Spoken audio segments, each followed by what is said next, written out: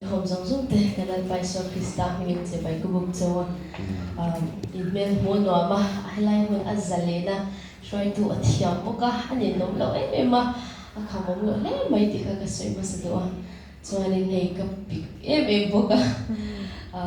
engeni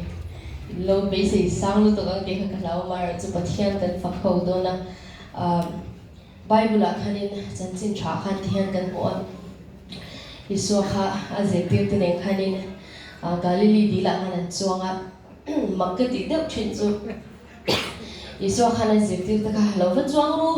ra le lamak lo hmang chu te lo a chuan puya a ho khanan chuanga Isu khanin an thil thleng tur kha shem lo vekin karinga khipui lo tlek tur te tui lo phone bul tur te kha shem lo vek kaninga ni amar chu a chuan puya a tel puya jinga khan ka kalvi am ti chuanin a ron tleh ta a zirtir chu mihring pathian fapa an zinga chung han an hlau em ani chuanin kan bil mai do na sin kan bora li pui ti lovem ni khan ti ati chuan isua lo thowa chuanin a ron hawa an re ta ni chu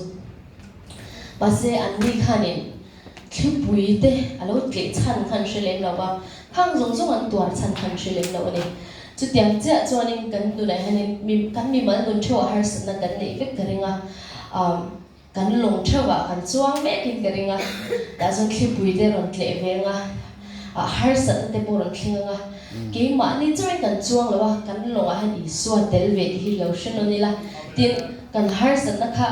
lalpan engwang ni in to engwang ni kan to miron shil diak lo mai the kan har san na kan to chan hi shlo mai la Isua tel veni chuan chuanin kan ti the chu ani na tong try a dila ani na thlen mai kha kan ti tur hi lo ni chuan chuanin I drop tho mai len pa tho ta ti nan za mai len pa kan fa khau don na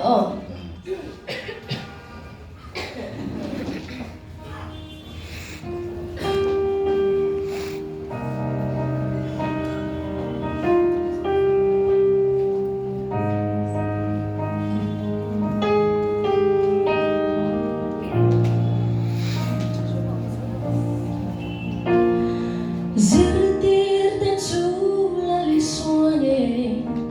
Tui chu con in thăm uống ngay nan Khi bụi hao chuan ran nuaya